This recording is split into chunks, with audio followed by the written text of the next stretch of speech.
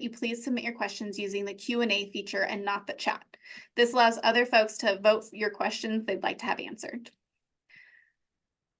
So today we're going to go ahead and get started with our session. As always, please be mindful of the UCR's principles of community.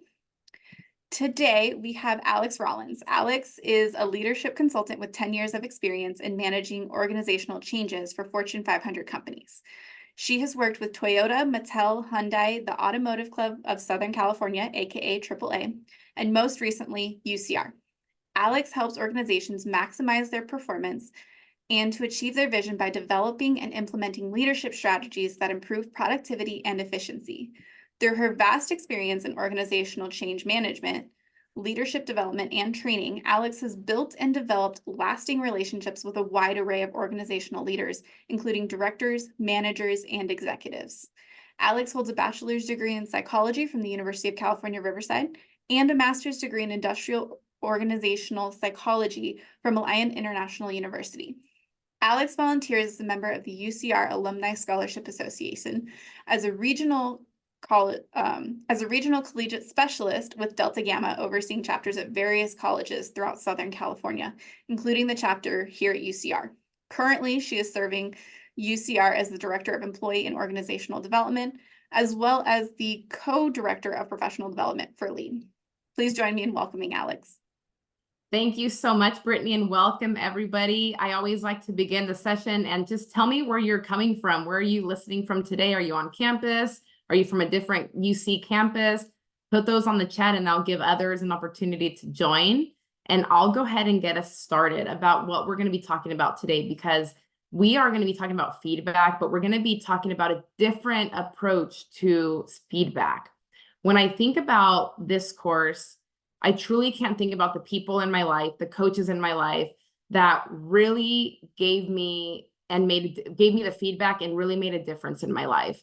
And the coaches that were in my life, these people, I call them my special critics, my loving critics, because they gave me the not so fun feedback, the feedback that stung a little, that was a little bit hard to hear, but the feedback that was necessary for me to hear in order for me to make the right changes in my career. So today we're going to be talking about how do we seek feedback in order for us to become better performers in our work.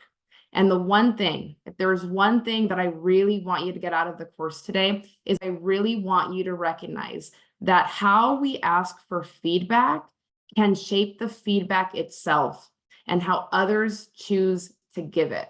So when I really think about that, I really want that to be our big challenge for today. How do you recognize and ask for that feedback that you are seeking from other people?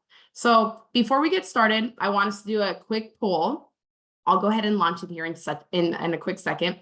But I want you to think about, when you're thinking about feedback, who are your loving critics? And by definition, a loving critic to me is people who you can trust, that they're going to give you the not so good feedback, the feedback that might be hard to hear, but the people that are going to be brutally honest with you and give you that feedback with care in order for you to improve as a human being. So just think about those people, have those people on the top of your mind, and I'm going to go ahead and launch our poll. And the poll that we're going to do quickly is, how often do you seek out feedback? So think about that for a second. I'm going to go ahead and launch our poll, and you should see that on your screen here in just a second. How often do you seek out feedback?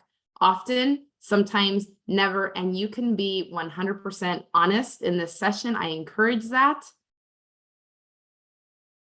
And I'll go ahead and share the poll after you all are finished. So I'll give you a quick, maybe a couple seconds so that we can. We're about 85% filled up, so I'll keep giving you a little bit of time there. And while you all are doing that, I'm going to go ahead and quickly share my screen.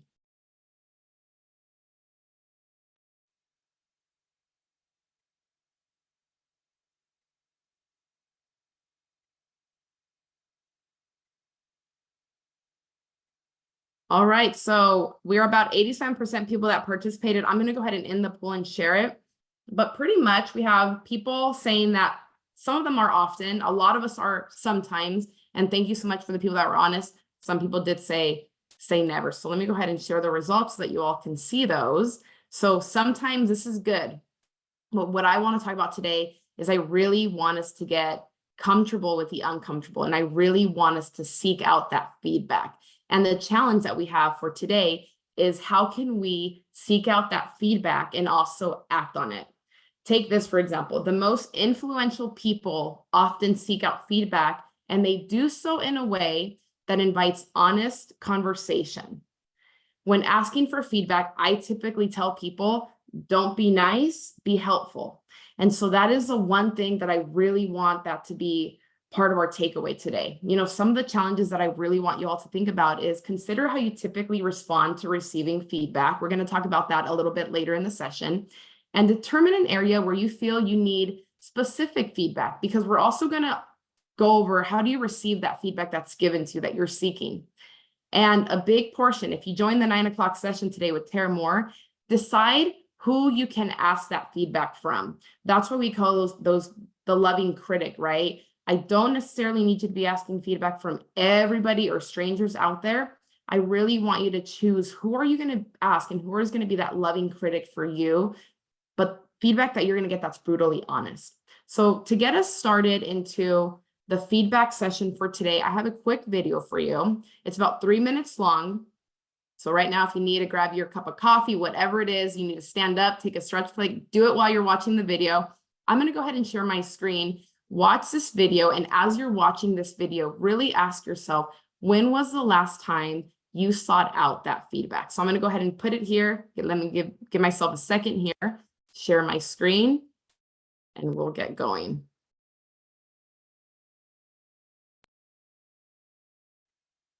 All right, here we go. Do you mind if I give you some feedback? Those words we dread to hear. Why is it we're so hesitant to receive feedback? We already know we've got flaws. We don't want somebody else to tell us about them. And yet, what is the outcome if we don't receive feedback, don't learn where it is we need to improve? And the way we go about asking for feedback is critical. Imagine if I'm your boss, and I come into your office one day and I say, hey, Jim, tell me how you think I'm doing as your leader, as your boss. Well, what's Jim going to say? Of course, put on the spot like that, it's going to be, oh, I think you're great. And then you leave and he's going to think, that was really weird. Contrast that with me giving Jim a call and saying, hey, Jim, I wonder if tomorrow at 2 o'clock we could meet and you'd be thinking about ways I could improve in my communication to the team. I'm really interested in improving all of my leadership abilities, but specifically around my communication. Would you give that some thought and be willing to share that with me tomorrow when we meet? Both scenarios, I'm asking Jim for feedback, but very different in how I went about it. And one obviously made it much safer for Jim to tell me the truth. Do you make it safe for others to tell you the truth? One of my good friends and colleagues, Dana, many years ago had a desire to become one of our consultants out delivering our training solutions.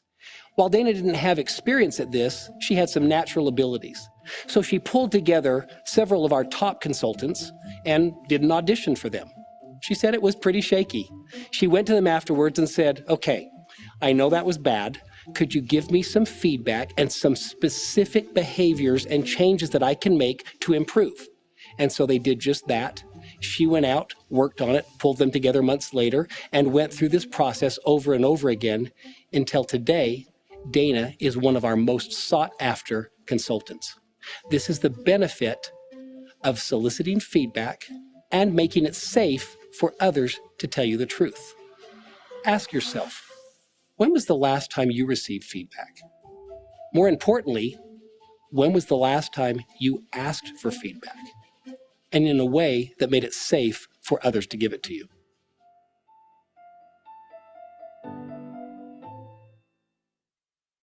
All right, so I'm going to bring us back. I truly love that video because it puts feedback in a different perspective for me. A lot of times, and let me tell you, I have been consulting for many, many years.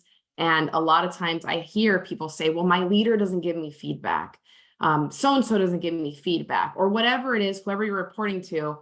But I really want us to change our mindset. I want us to ask for that feedback. And that's why this session is so different, because it's not about the feedback that you're getting. I want you to purposely ask for that feedback with your loving critics.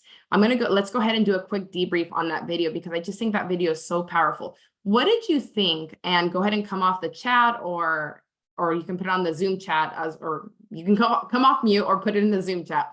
What did you think about the safety that you can supply when asking for feedback? Have you ever thought about asking for feedback and the safety that you're providing? What are some thoughts there? Go ahead and come off mute and put in the chat, whatever is easier for you all. Want to get your thoughts on that. I think creating a psychological safe environment is very important because when the individual or the person doesn't feel threatened and feels more inclusive and safe, he or she is going to communicate their true feelings, whether it's they've committed a mistake, told a lie, did something really bad in the organization, any negative experience which they otherwise would normally not communicate. Exactly. And I'm so glad that you mentioned that point, because one of the things that I want to talk today is how do when we're giving that feedback, how do we maintain that safety when we're asking for that feedback? And a part of that is psychological safety. And a big part of that too is when you think about who are you asking for feedback, Tara Moore had a lot of great things to say about this. Who are you choosing that's going to give you that feedback? Because here's the thing, as people, there's sometimes people that you're going to have in your life that you're going to get feedback and you probably didn't ask for it, but they're supplying that feedback anyways. So again, how do we handle those conversations? And then another question, let me go ahead and go back to the chat here so I can see. It's all about building trust. Absolutely right. It's about what you're building, how that relationship is going. You all are right on with that. Let me ask you another question in terms of feedback. Imagine if in that video that you saw, you were the employee and you had a boss that came up to you and said, give me some feedback. How would you feel in that first scenario? Probably be hard, right? And it's funny because I think the reason why I like this video so much is because I resonate with it so much because I've had it happen to me. I have had a leader that I wasn't prepared for, and that leader straight up said, can you give me some feedback? And my immediate response was, you're doing great. And that was it. And I remember walking out of the room thinking, what did I just do? She's definitely not doing great. And there's so many things that I probably could have done to help her. And so one of the big things that we're going to talk about too is when you're asking for feedback, how do you make it safe? And a big part of that is scheduling a time to have that conversation. And we're going to talk about that. And we're going to go really, really deep into that. So I'm really excited to get your thoughts on that. And again, a big part of today is going to talk about how can we make it safe for other people to tell us the truth. But before we really get into the nitty-gritty of the feedback, I really want to talk to you all about a tool called the Johari window. And I really want us to understand, why does it matter? Why are we even asking for feedback in the first place? So let me go ahead and share my screen because I do have a couple of slides for you all that I want you all to follow along. And I want to show you what this thing is, the Johari window. And I'm interested to know, put it in the chat, have you heard of the Johari window before? Is this something that is a new tool that we're introducing to you today? Go ahead and put it in the chat. I will explain what the Johari window is. The Johari window is a psychological tool, and it was created a long time ago, 1955, by Joseph Luft and Aaron Ingman. So it's been around for quite some time, which has been great. The model really works by using 4 areas. We call them 4 quadrants, and anything that you know about yourself and that you're willing to share, that's part of your open area. So if you know me as a facilitator, I've been here for UCR for about 7 years. I often talk about my children. I have 2 little girls, Natalia and Ava, 7 and 5. That is my open area, things that I'm willingly sharing with you, as well as your open area is things that you're disclosing about yourself, information that you are letting others know about yourself. Any aspect that you do not know about yourself, but other people know about you, that is your blind area. And I really want us to think about the blind spot as pretend you're driving a car and you have that blind spot. Everyone else could see it, but you can't. With the help of feedback from others, you can become aware of some of your positive, so it works both ways, and some of your negative traits as perceived by others. That is the big purpose about that blind spot. When feedback is given honestly to you, it can really reduce the sign of your blind spot, your blind area. Maybe you do something like interrupt people when they're trying to make a point and people get frustrated. Maybe you don't know that. Or maybe you do something positive. Maybe you're a really good listener and people want to come to you and listen because they know that whatever they do, you're going to be that really good listener to you. So again, that blind area works both ways, positive and negative. But the whole point that I'm trying to make is sometimes you don't realize those aspects about yourself until it's pointed out for you. So think about that blind spot, because I am going to ask you a reflection question on that. Now there's another area called your hidden area. This is what you know about yourself, but you're keeping from others. Maybe there's things about me that I haven't shared about my life, about my personal life, about my professional life, whatever it is. That's my hidden area. And so that just leaves one other area, and that is known as your unknown area. And this is an interesting area because it's not known to you and it's also not known to others. It's that unknown area that is just the unknown kind of black hole of everything. So I want to go ahead and stop there for a little bit. And I want to ask, who has experience where someone has told you something about yourself that you didn't know you were doing that led to some change? And I know that when we're talking about feedback, I know that there's a lot of vulnerability that comes with it. So if someone wants to come off mute, what is a vulnerable moment that someone maybe pointed out to you that you had no idea you were doing? And to give you a second to think about that, I remember I once had a leader, and every time he would talk, and I don't know if you can hear it, he'd always click his pen. I don't know if you all can hear that. The whole time he would talk, he would just click his pen.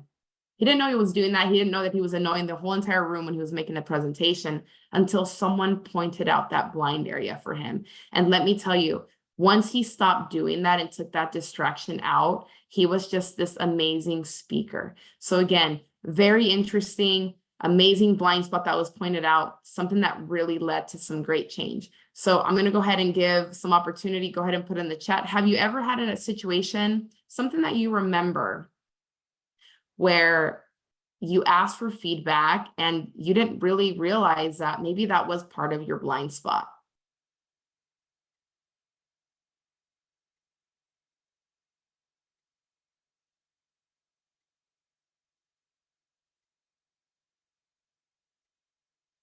Oh, interesting, Violet. That's a good one. That's a good one. So again, little things like that. Oh my gosh, I do the same thing with my knee. It's so funny because sometimes when I sit next to my mom, she just takes her hand and puts it on top of my knee because I just move it all the time. I'm doing it right now. My dad does the same thing. So again, these are blind spots. And I really want you to think about these blind spots as when they're pointed out to us, take them with an opportunity that someone is telling you, hey, do this so that you can become better. Brittany, I see that you have your hand up. Do you have a question for me? No. I wanted to share one of my blind spots that I was told was actually that I tend to kind of take over and do things myself rather than delegating them out. And it was something I didn't even realize that I was doing. I thought I was trying to make other people's lives easier, but I really wasn't giving them the opportunity to shine. Yeah, no, it's such great things. And so again, use this Johari window to really, ask, like, what is my blind spot? We have done such great team activities with it where I've taken a team together and we actually do our own Johari window and we put in, this is the open area. And again, the activity does take a lot of trust, but it's really good to seek out that blind spot. And this is why I want us to seek that feedback, because we need to uncover that blind spot. So again, to Brittany's great point, she thought she was doing this great thing, and then all of a sudden it's creating this impact. So there is that blind spot that we need to change. I want to share a great statistic that I read from one of the articles, many articles that I was reading when I was talking about feedback. People who go out and solicit negative feedback, and I'm going to use the word negative, meaning they're not just fishing for compliments, report higher satisfaction. They adopt more quickly to new roles, get higher performance reviews, and show others they are committed to doing their job. So again, just keep that in mind, that even though it stings, it might hurt a little bit, it is something that is amazing to your performance. So now that we know about our blind spot, we know that that's out there. It's a big reason that we need to be seeking feedback, which brings us to our next point. How do we effectively seek the feedback? How do we ask for it? And I want to really talk about that because this is a big spot for all of us to really recognize how are we currently doing it now and how can we improve that. So I'm really excited to share the next slide with you here. When we are seeking feedback, here are some quick tips that I want you to use. And I really want you to understand what it is that you need to make you better. So the first tip that I have for you is understand what you're looking for. Research time and time again has shown that people are better at giving feedback. And I think I saw this in the chat when you're asking for something very specific. Think about the kind of feedback that you crave. That's number one. Are you the kind of person, do you want appreciation? Do you want acknowledgement? Do you want an evaluation on your performance? Or do you want specific feedback on a particular project or task that you were a part of? Specifics is what's going to get you what you're looking for. Knowing whatever specific feedback you want, that's what's going to help you craft your approach. So that is the number one starting point, is understand what you're looking for feedback. Now, I'm going to give you a quick example here on communication, because I once had a leader back in the day, and I remember that moment, just like the video, where it was kind of said to me, can you give me some feedback? I said, oh yeah, you're doing great. I don't know what the person was asking for, but if you are a leader or even, a people leader, whatever, I want to go ahead and give you something that you can really craft your approach and really be specific. So here's just a quick example on communication. That is a big thing, right? We all want to be good leaders. We all want to communicate great with our teams. Example, team, I value open communication, and I want to ensure that I'm conveying information to the best of my ability, right? Could you provide specific feedback on how can I improve my communication with the team? I am being so specific. I'm not asking about how am I doing as a leader, because that's just so vague. So that is just one example. One other big one that has helped me is ask for feedback in real time. I do this with my boss all the time. Anytime I'm presenting in a meeting, and sometimes I know when maybe I could have done better or maybe it didn't go well, that's when I encourage you to ask for that feedback. When you know it just didn't go well, ask for it. And that's how you're going to learn the most. If you want some insight into how you did on a particular task or how you're going to improve that next project, it's best to ask now. Don't wait till, sooner. Do it now. Just reach out to your boss, your colleague, and have a very quick, informal conversation. You might just pull your boss aside and just say, hey, I just want to circle. How did that go? How did that feel? What are your thoughts on that? Because it's fresh in their mind. And the next one that I really want to talk about, which goes into asking for feedback in real time, specific questions. Whatever you do, I'm going to say it again, whatever you do, do not start by saying, do you have any feedback for me? And I'm going to tell you, I'm going to be brutally honest, that's a terrible way to start. If you start that way, you're not going to get what you need. So I really want us to kind of take that from our vocabulary, and I want us to get specific. The answer to the question, do you have any feedback for me? It's always probably going to be no, or you're probably not going to learn anything from that. And this is from research from time and time again. Instead, I want you to ask, what's one thing I could improve on? What's one thing? Out of all the things that you saw in my presentation, whatever it is, what's one thing I could improve on? And I'm going to go ahead and put these questions in the chat so that it's clear that you're asking for coaching. And it's clear to assume that you know that there's at least one thing that you can work on in that presentation or whatever project that you were working on. What's one thing I could have done better in that meeting or presentation if you want to get more specific? You should avoid asking questions that are likely to result in anything that's going to give you a yes or no answer. Asking questions that begin with how or what is really going to give you that fuller response. How did that go from your perspective, that meeting that we're in?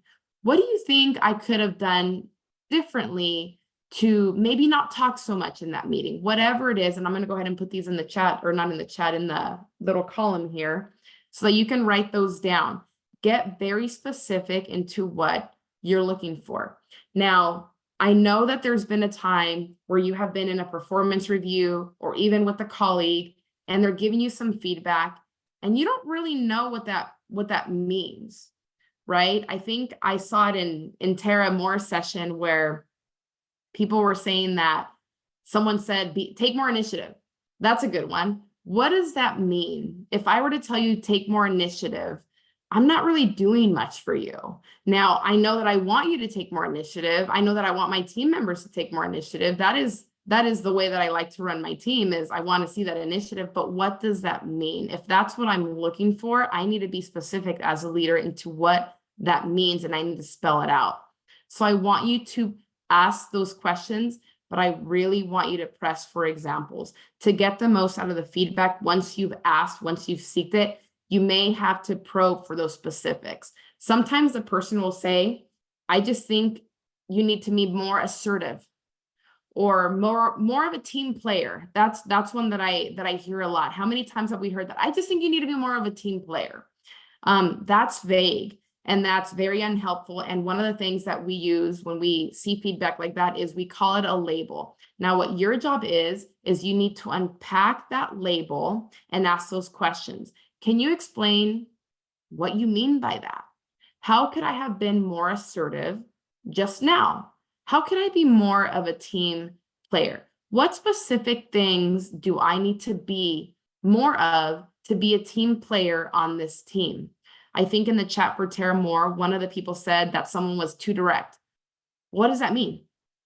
And really getting to the bottom of that. What kind of things should I do more to become a team player or become moving forward, going forward? So again, if something is shot at you and you're thinking to yourself, I don't know what that means, I want you, out of every single session that you are asking for feedback, and even if it's a session that maybe you're not asking for feedback in that specific moment, I want you to come out of that session asking the right questions so that you know how to improve those behaviors. Don't ever leave a one-on-one, don't ever leave a performance appraisal meeting without knowing what it is that you need to change.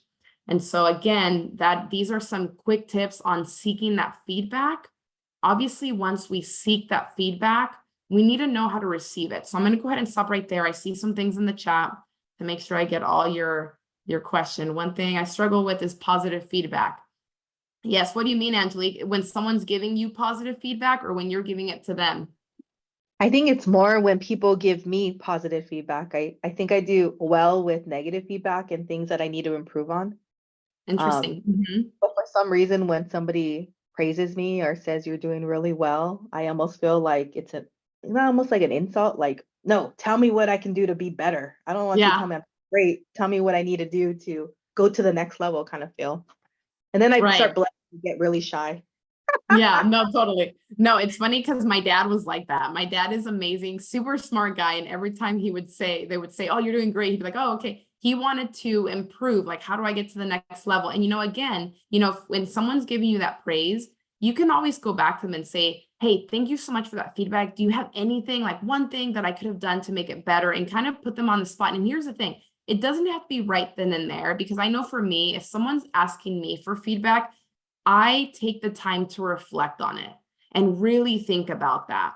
And let me tell you, one of the things that we're doing with ePer is our colleagues are asking us for feedback. And it takes me some time to write something really good. How did this person do in a meeting? Let me write something that is a well thought out response, something that I'm very committed to, and something that I am reflecting on. That is a big piece, because I want to give you something. And you know what? Sometimes I've worked with Angelique in the past. Sometimes her work is amazing work product, and sometimes there is nothing. And, one piece of advice to give you all is say thank you on that, because you know what? There's some people out there that are just amazing at what they do, and, give them that positive feedback. And I know sometimes it's harder to receive that praise. So Trina, ePer is, we're doing a pilot here at UCR. ePer is basically your performance appraisals online. So that's like where the E comes from.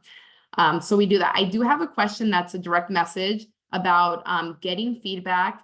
And when you get that feedback, what do you do when people become defensive? So I'm glad that you asked that. I'm going to go ahead and hold on to that question, because we are going to talk about that.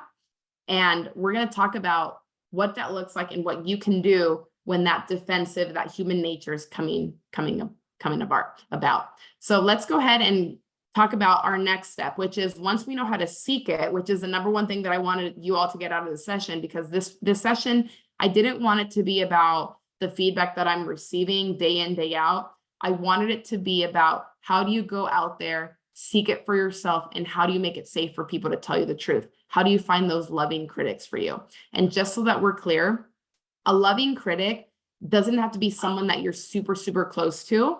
It could be someone, actually, one of my loving critics is someone that I know, that I work with. We're close, but we're not super, super close. And I know that that person's going to be that brutally honest person. So again, you can have that small group. I always call it my circle of trust. Those are the people that are giving me the feedback. Those are my loving critics. So let's go ahead and go to our next slide here, which is receiving feedback. And I know that I just got that session or that question in the chat. It's natural for people to experience a little denial when they are confronted with constructive feedback, negative feedback, whatever you want to call it. Remember that effective feedback is a skill. And there's some people out there that maybe they're better at giving it than others. Maybe they're terrible at giving it. I mean, we all have seen that. We're probably all going to experience that. You've probably been in a room and maybe you were told you just need to be a better team player. You are too direct. You need to work on being more initiative or taking more initiative. Well, what does that mean? And that's why it is our job. What I want us to do is I want you to hold the keys to getting that feedback and pressing for those examples in the last slide that we talked about. So when humans receive feedback that conflicts with our own self-image, we suffer disorientation, right? Because what is happening now, our identity has now been threatened. And so it's hard.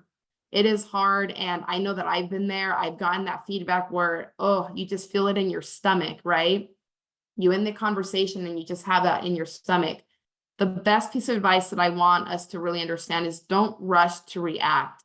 So many of us push past our own emotions and we want to respond right away. Well, I'm here to tell you that you don't have to do that. As a matter of fact, there's so much research on highly effective, self-aware people.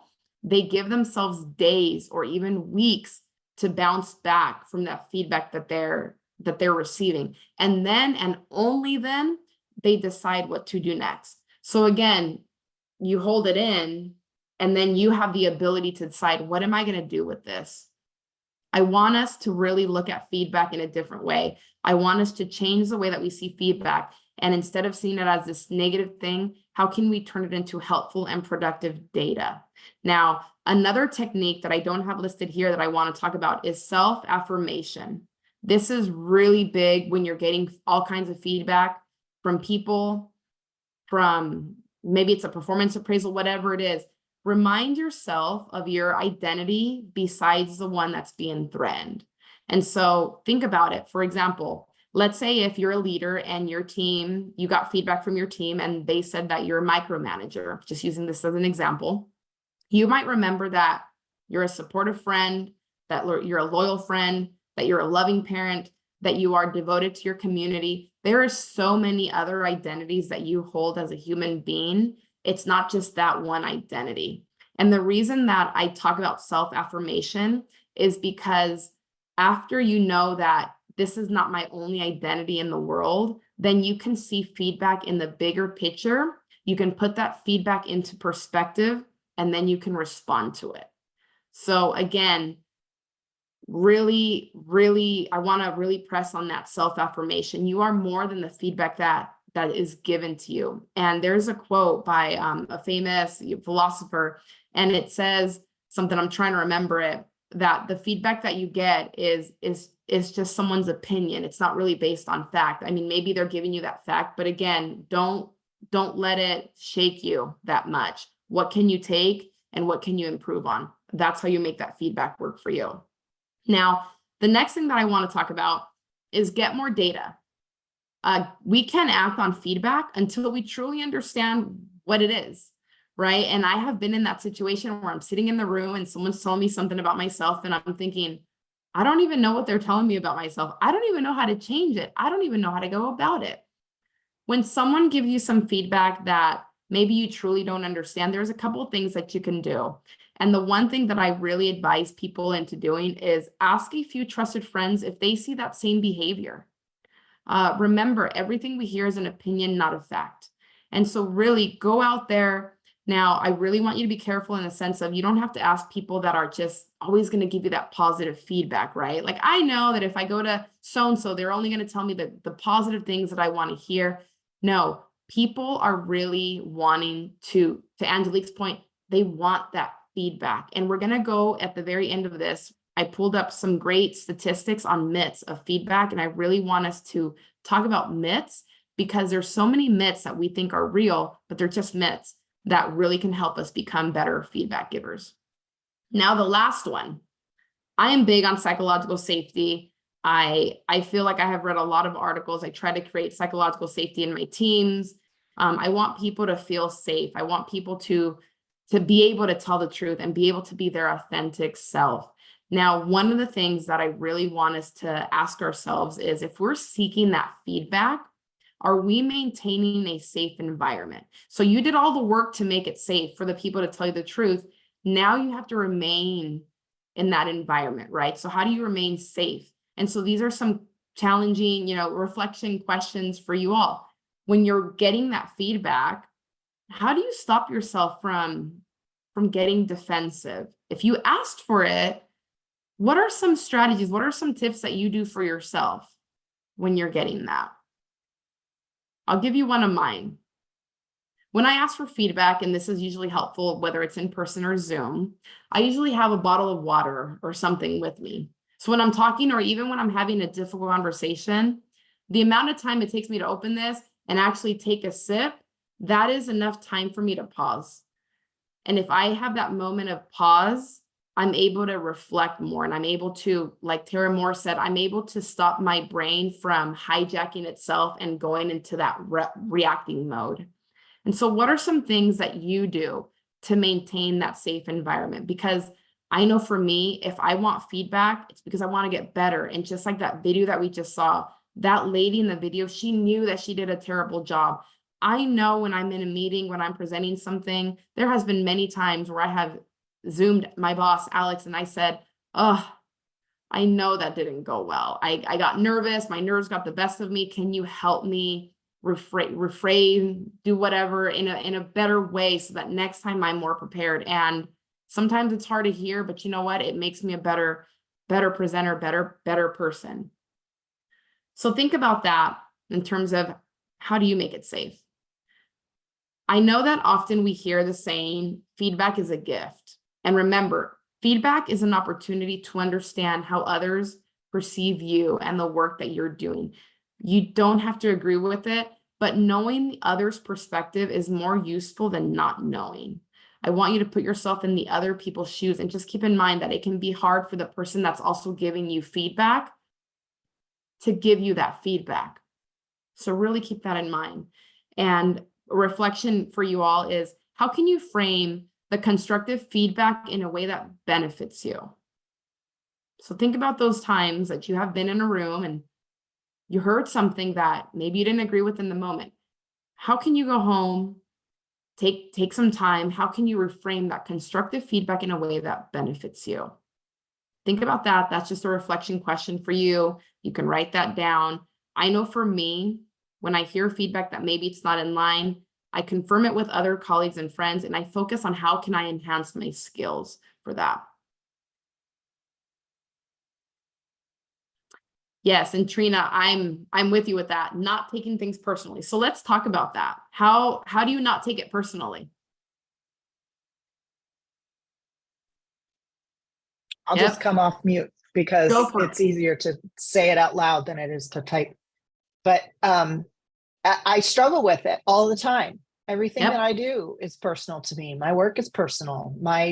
The decisions I make every day are personal. So it was interesting in Tara's presentation this morning. She was saying that it's really not appropriate for the person that's giving you feedback to comment on your personality or or that kind of thing. So, but still, the way that I present myself when I'm making decisions is personal.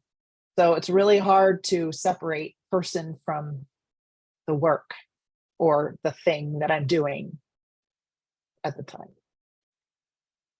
Yes. And I agree with I have you. no way. It's finding that way is impossible for me. Yeah, no, totally. And I think that's just something human nature that is always going to be there. And I think that's something that we all struggle with. And I think really understanding if you're seeking it, who are you? Just like Tara said, who are you asking that feedback from? Right. I know for me, I have a lot of colleagues, staff assembly lead, that I know that if I say, hey, I need feedback on this, and if it's going to sting a little bit, I know that it's coming from a good place. I think that goes back to that trusting relationship. But maybe this, I always tell people, not all the feedback you're going to get is going to be given in a way that you like. I think that is the hardest part. And when in doubt, I really simply want you all to respond. Thank you for sharing that with me. You're allowed to keep your authentic reactions, and I want those to be real, but keeping them professional and appropriate. That is the one thing that I always want us to work on, right? And so no one wants to take that honest feedback, and I don't want you to, be dismissive or argumentative or overly emotional. I want you to, take it, reflect on it. And again, you don't have to take all of it. It might not, some of it might be true, some of it might not be true, but again, go ask those trusted colleagues. If at any point during the conversation of feedback, you feel belittled or humiliated, give yourself that moment of time. Take your control of your emotions, and be honest and say, you know what, I'm going to need some more time to process this, and you can leave that situation and you can move on. And so really just understand that you have that control. And so here is just a quick slide on how do you learn from feedback. I always tell people to listen to that feedback. If you're not listening, you can't learn from it. And again, how can you grow from it? How can you take the opportunity to grow and really ask the question, what in my behavior is leading to this perception? So if it's something personal, and I think it was in the chat, ask them, how does my personality impact the way that I'm working on your team? How does my direct approach influence or impact the team? Really ask those questions and push back like that. When you don't understand your question, ask, what behaviors do I need to stop, start, or continue? And ask those why. I think one of the biggest thing that Joanna had in her session is people really have that understanding of asking why. Give them that why. And then once you understand that feedback, once you're in a good place, you can act on that feedback. And then again, they always say feedback is a gift, so always be thankful and always walk away with that gratitude. Now that I know that we have talked about seeking feedback, receiving feedback, one quick thing that I want to talk about before we end our session today is giving feedback. You are probably one day going to be approached and someone's going to ask you, can you give me some feedback? When somebody comes to you and asks for that feedback, how do you give it to them? I want to leave you with a couple tips, because this is so powerful and how we can help others improve. So number one, ask if you can give them the feedback, especially if it's going to be something that's negative. This creates that openness so that they're in control and they're ready to hear it. Let's say they never asked you and you're giving it to them. I want you to think of this example and just take this example with you. Let's say you're playing a sport. I love to play soccer. So let's say you're playing soccer. Think of the ball as the feedback. You don't give the ball, AKA the feedback. You're not going to give it or pass it to someone that's not ready to receive the ball, right? I'm not going to give the ball to someone that has my back turned to me. I'm going to give the ball to someone that's open.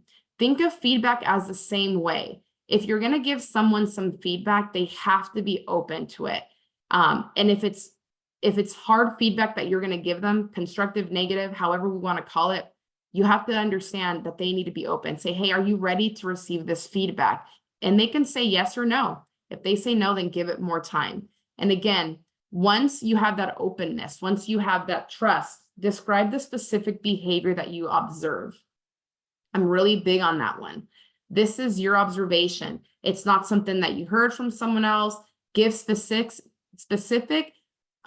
things of the knowledge that you have about that feedback. Feedback is most effective when it's coming from that firsthand knowledge. I remember I used to have a boss a long time ago that would always approach me and say, well, a little bird told me that you were on your phone. And I would always say, who is this little bird? And he would always say, I don't know who the little bird is. And it was the most frustrating conversation ever, as you can imagine. I don't want feedback from someone that heard about what I did in a meeting. I want feedback from someone who was in the meeting. So again, describe that specific behavior that you observed, especially when it's coming with that negative feedback, that constructive feedback. And again, you want to help this person, right? And then communicate the impact around a shared goal. What is the consequence of that goal that you observe? So I want to leave you with this. Communicate the impact around a shared goal. What is the consequence of what you observed? It can't just be like, I don't like the way that you speak. That tells me nothing. It needs to be more, here's why this might get in the way of something that's important to you and the organization. Give a purpose about what they're doing. I really want to see you reach your true potential when it comes to making a presentation. When you do this, it impacts this. So again, what is that shared goal? What is the consequence that you observed? It can't be based on, that personality of the person. What exactly are they doing? So we need to know how to separate that. And I always like to say that when we give feedback, I like to call it powerful feedback. Powerful feedback does these three things. It creates openness and humility. It helps the other person grow, and it leads to improved performance. And that is what high impact feedback does. And in order to benefit from this high powerful feedback we are talking about, we have to make sure that we don't fall victim of some of the common myths that we talked about. So as my last slide that I want to give to you is, when you are seeking feedback or receiving feedback or giving feedback, I really want you to understand the myths that surround the feedback. And these are the myths. And again, these are just myths. Part of the reason that people are so hesitant to give feedback is that there's so many myths out there and so much understanding around feedback. And I want to talk about these. Number one is feedback is going to hurt. But the reality is that it will hurt more if you don't give it. And according to research, 94% of people seeking feedback, they want it. 94% of feedback recipients said that corrective feedback improved their performance when it's presented well. That's the key word, right? We do more harm than good by not feeding back what we see when we believe we might help someone improve on that. We're always making observations about people's behavior, their performance. How could it be useful not to say it? How could I be helping you as your leader if I'm seeing something that you're consistently doing that is hurting you? How can I not tell you? I have to tell you. I have to get comfortable with that. Misconception number 2 is people will be unpleasantly surprised by the feedback. The reality is that only 12% of people are surprised by that constructive feedback. And most people basically seem relieved when it's called out and they're giving a chance to improve. How amazing to be told, hey, you're doing this, and someone giving you that opportunity to improve. To me, that is so valuable and something that I truly do see as a gift. The third one is my favorite here. People can handle the truth. In fact, they're begging for it. I really think people want that feedback. Millennials, the next generation of leaders, expect it in real time and on demand. I mean, they want to hear it. And again, when it's put in a nice way, then they're able to get that feedback, right? And then number 4, people are already getting enough feedback. Unfortunately, that is far from true. Statistics say that 60% of employees say they haven't gotten any feedback over the past 6 months or more, and 70% say their performance and possibilities for success in their careers would have increased if they got that feedback from their direct supervisor, their colleagues, or their friends. So again, they want that feedback. So I really want to just take the time today. I think we have about 10 more minutes for questions, but I want to thank you all for giving me this time today.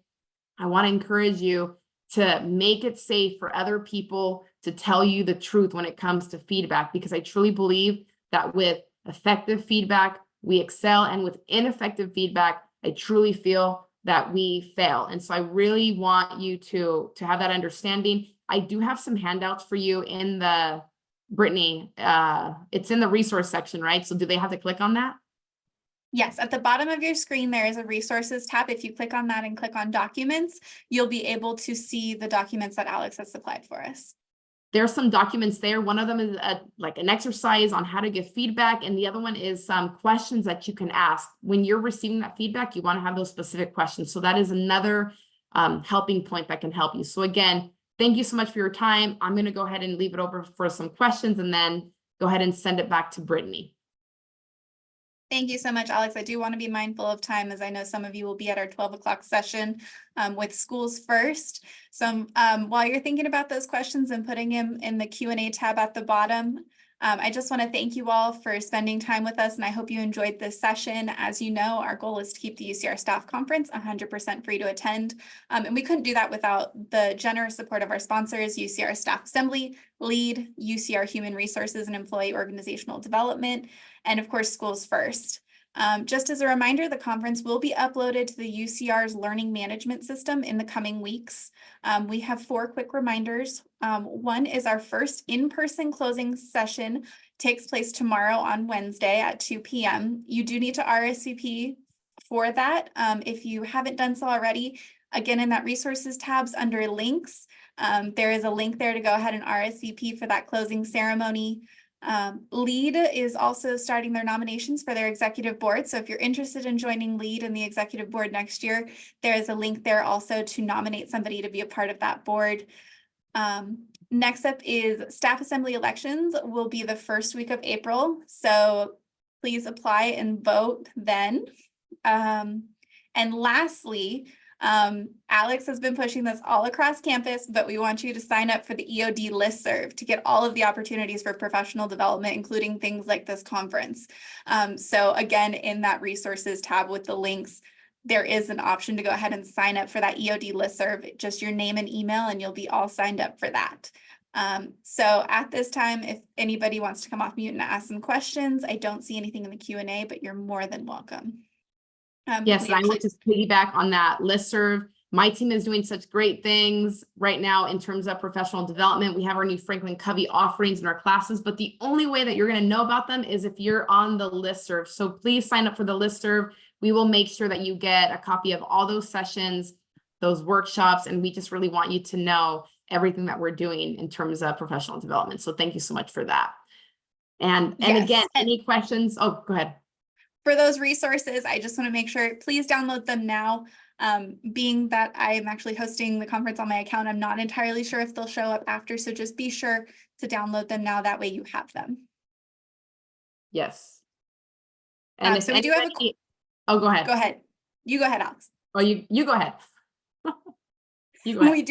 We do have a question in the Q&A, which is, I noticed you mentioned millennials. Do you find it helps to tailor feedback to folks knowing that a colleague would respond differently than an undergrad student employee? Can you repeat that, Brittany? Of course. I noticed you mentioned millennials. Do you find it helps to tailor feedback to folks knowing that a colleague would respond differently than an undergrad student employee? Yeah, I think that's always key. I think it goes back whenever you're giving that feedback, having that specific conversation and those specific examples. So tailoring that feedback, I think it also goes back to understanding personality styles, right? I know that there's some people that, for me, I like direct. Give it to me straight. I don't really need what is that saying? The walk around the bushes or whatever that's saying, just give it to me straight. I'm getting the saying wrong. I think it depends on what is that person's communication style. If you know it, what are those person's tendencies so that they can receive that feedback well. I know that for me, when I was the advisor at Delta Gamma here at UC Riverside, the feedback that I provided these 18, 19, 20 years old looked really different from someone that I was providing that was a colleague that I've worked with for 10 years. So again, I think it's very different. And also in terms of personality, those women were more timid. And so I had to provide more safety there. So I'm hoping that is helpful. I know for some people that I have worked with, some team members, I'm able to know how my team member likes to receive that feedback. Some people are, hey, just give it to me straight. Some people are more like, I need more concrete examples, and they're more hesitant. That's where my flexibility as a leader has to come in. Yeah, there we go. Thank you so much. Don't beat around the bush. There we go. I get the sayings wrong all the time, but I will always say them. So thank you.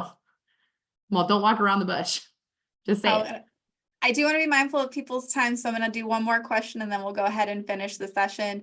What about people fearing negative professional consequences if they criticize people with power over them?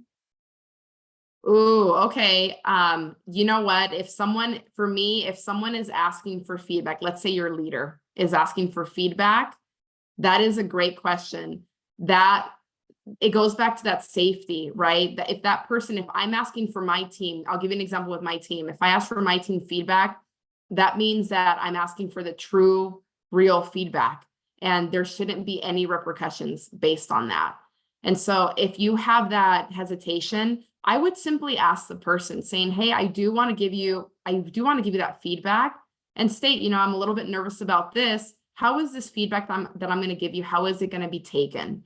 But again, it seems that if you have that fear already with that person, maybe there's already a lack of trust there. And maybe the feedback that person's asking for, maybe that person is not going to view it in a positive way anyway. So I would just be more careful on that one, especially when it comes to a leader that maybe there's very little trust there with that person. Well, thank you so much for that, Alex. And thank you to all of you for attending this session.